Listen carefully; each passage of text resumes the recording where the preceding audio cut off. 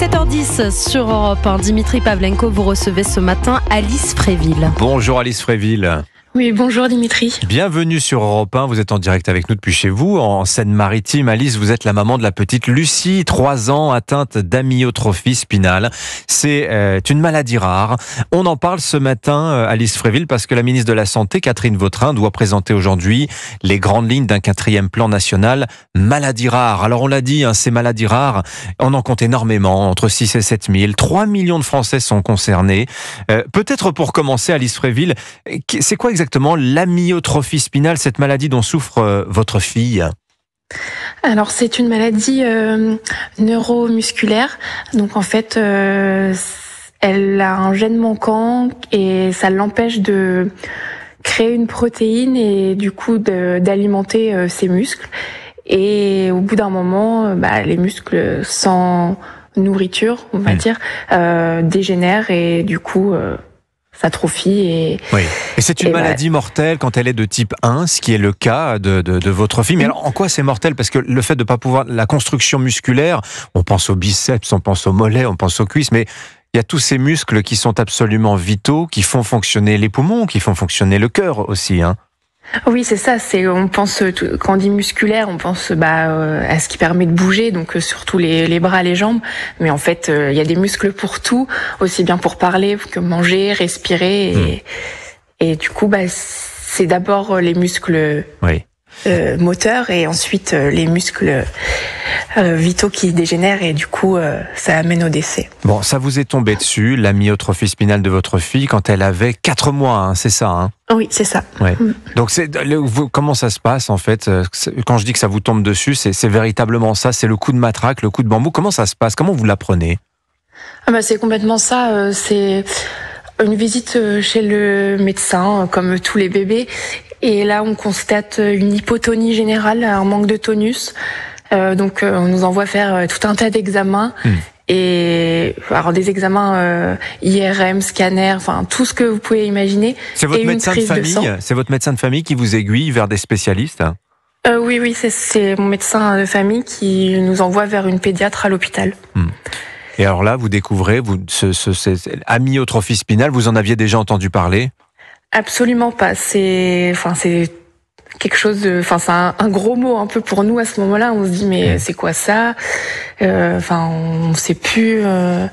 On a été bien pris en charge, mais sur le coup, on se dit c'est totalement l'inconnu. Qu'est-ce qui se passe? Pourquoi nous? Oui. Alors Lucie, votre fille, il faut le dire, elle a été le visage du Téléthon il y a 2 ans. Comment elle va aujourd'hui, votre fille? D'ailleurs, racontez-nous, c'est quoi sa vie? Lucie, elle va très bien. Elle vient de fêter ses 3 ans, chose qui était inespérée puisque l'espérance de vie est maximum 2 ans dans cette maladie sans traitement. Oui. Mais aujourd'hui, elle va très bien. Elle vit sa vie de petite fille avec un emploi du temps très chargé au niveau des rééducations. Mais elle va très très bien. Ouais. On a parlé des thérapies géniques, de l'immense espoir qu'elles procurent à tous les malades touchés par des maladies rares. Il y a une thérapie génique pour l'amyotrophie spinale et votre fille, je crois, Alice, en a bénéficié. Oui, tout à fait. Elle a eu la thérapie génique et ça a complètement changé sa vie. Elle qui n'était pas capable de tenir sa tête tout bêtement. Aujourd'hui, elle tient sa tête, elle tient assise, elle commence à tenir debout, donc avec un appui. Oui. Dans la maison, elle se déplace sur les fesses. Elle vit sa vie de petite fille. Mais c'est en fait grâce à la thérapie, elle arrive aujourd'hui à construire du muscle, c'est ça? Ce que son corps n'était pas capable de faire, grâce à la thérapie, aujourd'hui, il le peut. Oui, c'est ça. Aujourd'hui, elle peut, avec la kiné, la psychomotricienne, l'ergo, tous les thérapeutes qui la suivent. Oui. On travaille en ce sens pour justement lui apprendre à découvrir les muscles qu'elle connaissait pas parce qu'elle les a pas utilisés aux âges entre guillemets traditionnels. Ensuite, tout ce qui est musclable, il faut l'inciter à se muscler pour justement lui donner toutes les chances de faire des choses dans le quotidien. Et donc, on travaille en ce sens pour vraiment développer les muscles. Mais Alice, dites-moi, votre fille, il n'était pas possible de diagnostiquer à la naissance, parce qu'on l'a dit, c'est à 4 mois en fait que vous découvrez sa maladie. C'est ça. Alors justement, c'est un des gros projets de l'AFM, là, c'est le dépistage néonatal. qui du coup n'était pas possible à la naissance de Lucie. Mais là, c'est en test dans 2 régions de France, en Nouvelle-Aquitaine et dans le Grand Est. Et en fait, c'est comme toutes les maladies qui sont testées à la naissance, Oui. Juste une petite goutte de sang et ça peut changer totalement les choses. C'est le fameux test de Guthrie qu'on fait sur tous les bébés et qui détecte 13 maladies aujourd'hui, mais l'amyotrophie spinale n'en fait pas partie. Non, pas encore, mais il faut se battre pour que ça arrive enfin, parce que quand on voit l'efficacité du traitement sur Lucie ou sur d'autres enfants, on se dit que si on agit plus tôt, et les résultats seront encore meilleurs. Elle a perdu des chances, votre fille, du fait que ça a été détecté qu'à 4 mois? Oui, la maladie s'est installée et du coup, il y a forcément des séquelles, puisque on nous dit que les motoneurones qui alimentent les muscles, une fois qu'ils ont dégénéré, ils sont irrécupérables. Oui. Donc voilà, mais on a vu le petit Ibrahima au visage du Téléthon 2023. Il a la même maladie, le même type, sauf que lui, il a eu la chance de pouvoir être dépisté à la naissance. Et on l'a rencontré, mais il court, il marche, il court, il saute, il fait vraiment comme les enfants de 3 ans. Donc voilà, c'est un petit pincement au cœur de se dire que Lucie, pour l'instant, elle n'est pas capable de faire ça. Après, comme elle progresse tous les jours, on peut que espérer. Mais voilà, plus c'est pris tôt. Oui. Meilleurs sont les résultats. Bon, il faut le dire aussi, on dépiste 13 maladies à la naissance en France. La France était pionnière en la matière.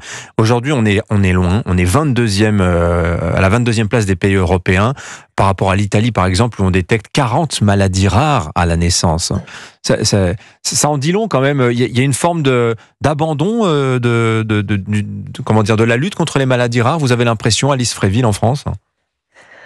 Alors, je dirais pas qu'il y a un abandon, parce que... Mais d'un retard pris, on va dire ça comme ça.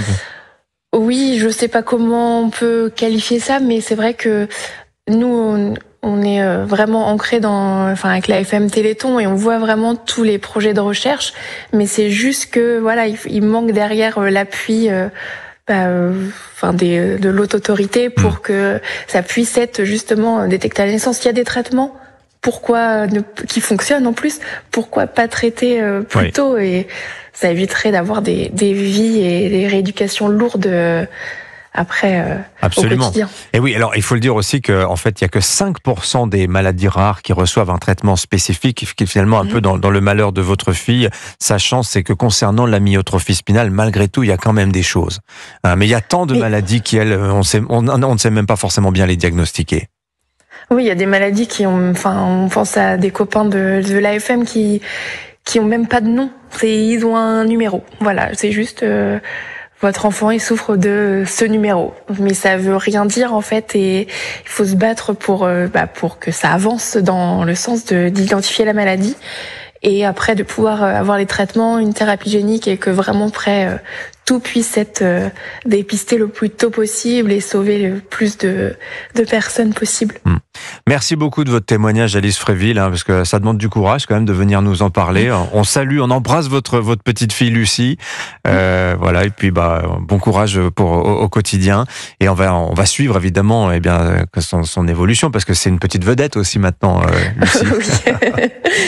Merci beaucoup. Bonne journée, Alice Fréville. Bonne journée. Merci d'avoir témoigné sur Europe 1.